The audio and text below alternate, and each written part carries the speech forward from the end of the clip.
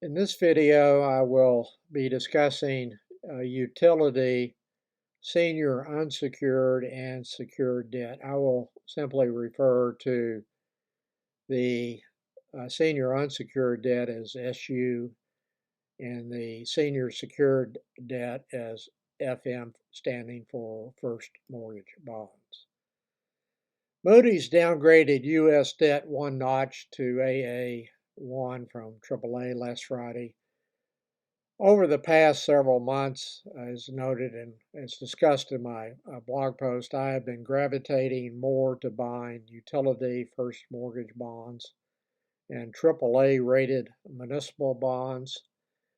Examples of AAA municipal bonds that I currently own are the ones issued by Williamson County, Tennessee, a wealthy county here in Tennessee, that are general obligation bonds, and Rutherford County water revenue bonds. I discussed those kind of purchases in my blog post. S&P downgraded U.S. debt from AAA by one notch back in 2011 after one of the very contentious debt ceiling increase problems that are now periodically occurring. And that one occurred after the Republicans regained control over the House in the 2010 midterm elections and Obama was president. All the rating agencies should have lowered their debt ratings one notch then, in my opinion. I would have downgraded the rating two notches in 2011. I'm expecting more U.S. debt downgrades in the coming years, maybe as many as 2 or 3 more during my lifetime, assuming I live at least 15 more years. The end result will be failed Treasury auctions, where the U.S. Treasury will simply be unable to sell enough new debt to pay off maturing securities and to finance the then existing budget deficits, which will be over $1 trillion per year. The debt will be then monetized by the Federal Reserve by buying whatever cannot be sold at auction and creating money to finance those purchases, which will then be part of a death spiral type event for the U.S. dollar as a store of value. I will explain my reasons, as I've done in the past many times, for that opinion in a future video.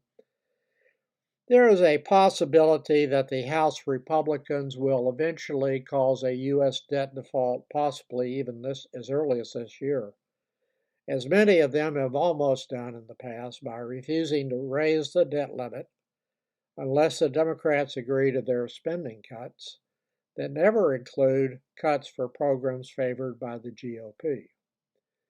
The credit ratings of the U.S. debt would then be assigned a D rating after a default and would probably never be above BB plus thereafter when and if a default occurs.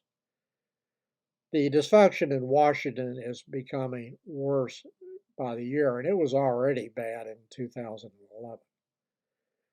Utility bonds are issued by both the utility holding company and the operating utilities whose stock is wholly owned by the holding companies.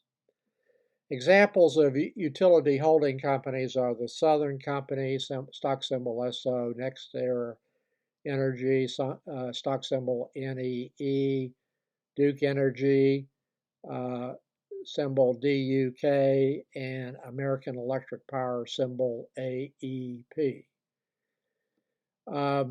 Some holding companies like NextEra do not directly sell SU bonds, but have a wholly owned finance subsidiary, like in this case it's called NextEra Capital, issue the SU debt, and then the holding company guarantees the debt. I do not like that particular approach because it does remove the obligation to repay by one corporation. In that case, the initial obligation is from NextEra Capital, and then the main support comes from the guarantee of the holding company. The SU credit ratings for holding company bonds will generally be one notch below the SU debt issued by its operating subsidiary.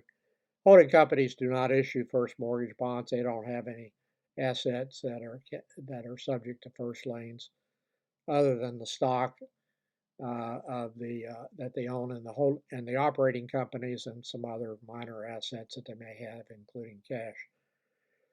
An example is Dominion Energy, who has a BBB slash Baa2 credit rating, while Virginia Electric Power, an operating subsidiary, has its issued debt rated at BB plus and A3 by Moody's.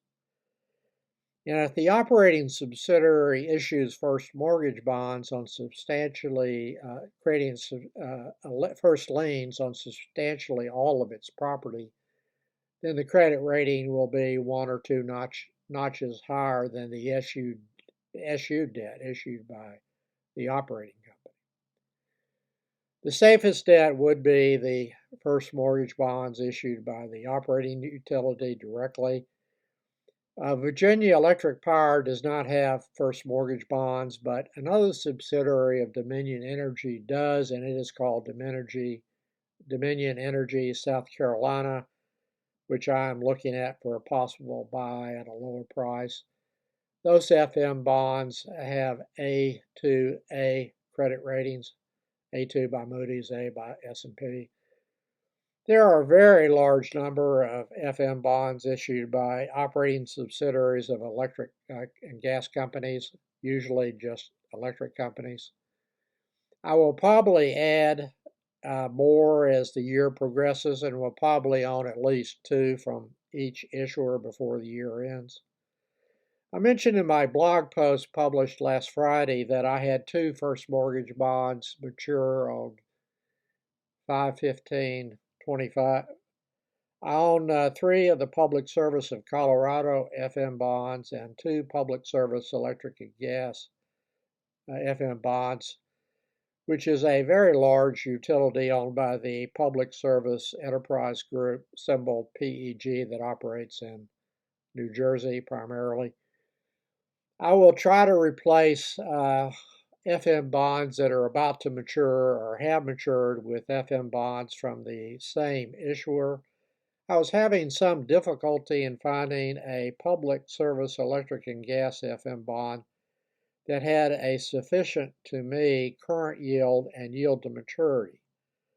To find one that I was willing to buy, I had to go out to 2039, and last Friday I bought just one of the 5.375% FM at 99.02. That was the first corporate bond purchased by me for that year. I can take on considerably more interest rate risk for higher current yields and YTMs.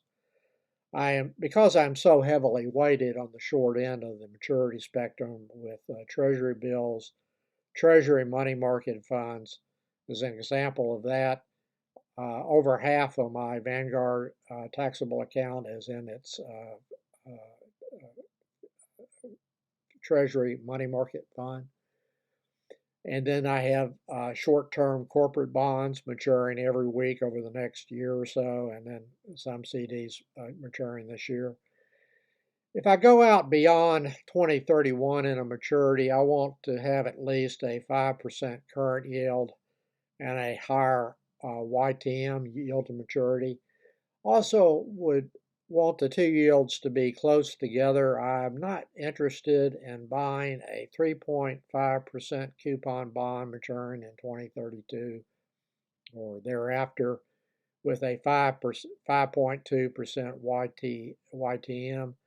If I'm going to go that far out, I want most of my yield in the current yield rather than a good chunk of it in the YTM, which includes the profit when and if the bond is paid off at maturity. It includes more than the current yield when the bond is bought at a discount.